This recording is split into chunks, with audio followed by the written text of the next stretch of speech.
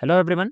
Previously we had solved around 15 this one, right, LD problems. So today what we'll be doing, let's solve some 100 to 150 Leetcode problems. So let's try to cover all the patterns, right? So the first question that we'll be going with is here is contains duplicate, right? So let's try to understand the problem first, then let's go with the approach, then let's discuss all the edge cases, then write the code.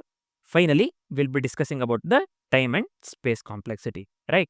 So first thing here is, so what the problem states here, we need to determine whether an integer array contains duplicate elements or not. Again I'm telling, so you can just read the question here. So I'll be summarizing the question for you so that it will be easy to understand, right? So we need to determine whether an integer array contains duplicate elements or not. If any value appears at least twice in the array, then we have found the duplicate and we need to return true. Otherwise, we have to return false. So I hope the question is completely clear. So let's go with the approach, right?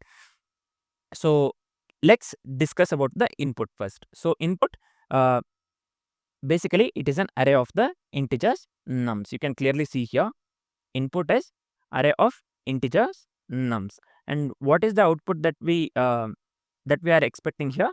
The boolean value, either true or false, which indicates whether the array has duplicates or not, right? So now we know about the input and the output. Finally, what's the logic that we'll be using here? So let's make use of the set to store the scene elements. Again I'm telling, this is easy, right? We will make use of the set to store the scene elements. If an element is already in the set, we will return true.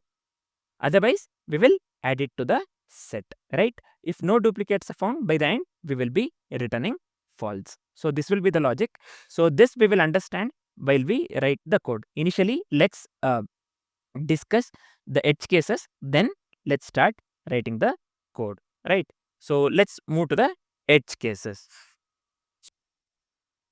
So let's discuss the edge cases one by one. So the first one is, suppose let's consider the input 1, 2, 3, 4 here. So this is for the array with all the distinct elements, right? So the output has to be false here. So this is the first edge case basically. So this is array with all distinct elements, right? So this is the first edge case, and the second one is, so here the first one, while I said array with all the distinct elements means we don't have the duplicates in the array, right? So let's move to the second edge case. So second one will be, let's go with array with duplicates. Suppose if we are considering the input 1, 2, 3, 1, we have the duplicates here, right? 1 and 1 basically within the array. So the output we need to get here is true. So what basically this is array with duplicates. So let me write this one as array with duplicates, right? So this is the second edge case. Let's move to the third edge case. So third one is, suppose if we are having the single element array. So I'll just come here. So let me consider 7 as the input and the output will be false here because we don't have any duplicates for the 7, right, within the array. So this is for the single element array. So this is the third edge case. Next, let's move to the fourth edge case, right? So here fourth one will be, let's consider, we have to consider the empty array as well here. So let's consider the empty array. The output will be false here. So we don't have any element at all, right? Forget about the duplicates. We don't have any element in the array at all. So the output will be false. So here this one will be empty array, right? So let's move to the fifth one. So let's consider the fifth edge case, nothing but array with all the elements identical. When I say array with all the elements identical, here let's consider the input here 5. Any number you can consider the identical numbers, right, within the array.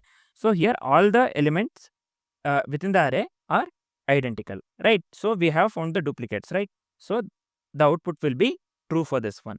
So all the elements here are duplicates, basically duplicates of 5, right? So the output will be true here for this one. Array with all identical elements, right? This is the 5th edge case. So next, let's move with the 6th edge case. Nothing but array with the large values. So let me consider here. This is the 6th one, right? So let me consider the input minus 10 to the power of 9 and 10 to the power of 9. Let me consider 0 and minus 10 to the power of 9. So this is for the large values, right? So we have the duplicates here. So the output that we need to get here is true for this one. So here why we are getting true? Basically this one minus 10 to the power of 9. This one appears basically twice. You can clearly see here, right? So this will be true. So this will be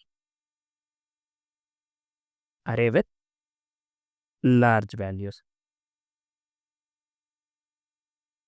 right? So these are the 6 this one edge cases that we need to consider. First one was array with the distinct elements, and the second one was array with duplicates we saw, right?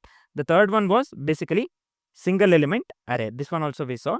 And fourth edge case was basically empty array, and the 5th one was array with identical elements. We saw this one with the example, and also the final one was array with the large values. I hope this is clear. Next, let's start writing the code, right? So that we'll understand the let's try to articulate in the form of code, so we'll understand that. So here let's start writing the code initially. So first what we'll do, we'll initialize a set to store the unique elements. So I'll just come here. Let me give here. We are just initializing a set to store the unique elements, right? So I'll just give here set. So this is fine. The next step is we will be looping through each number in the array. So I'll just give here n of nums, right? This is fine. So if the number is already in the set, then duplicate is found, and we are adding that number to the set, basically, right? Then how can we write this one in the form of code? I'll just give here scene.has of n. So then what we will do, we will return true, and we have to add that number to the set, right? So I'll just give here n.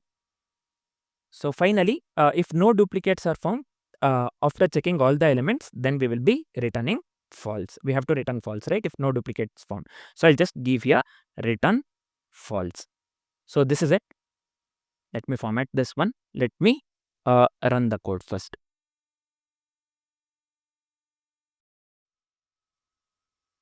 So sample test cases are passing, right? So let me hit the submit here.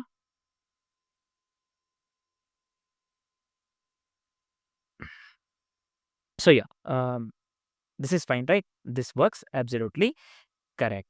So let's discuss the time complexity and the space complexity. So we have made use of the hash set, basically. So the time complexity would be here big of n. So I'll just give here time complexity. This would be big O of n. Why the time complexity is big O of n here? Because each lookup and the insertion in a set is big O of 1, as we know.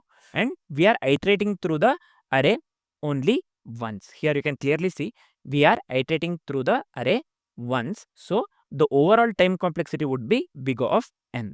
And what would be the space complexity? The space complexity would be big O of n as well. Why the space complexity is big O of n? Because the set may contain up to n unique elements in the worst case. So the space complexity would be big O of n as well. I'll just come here. This will be big of n. This is fine. Yeah. So this is it. Next, let's move to the next problem. For now, this is it. Thanks for watching, guys.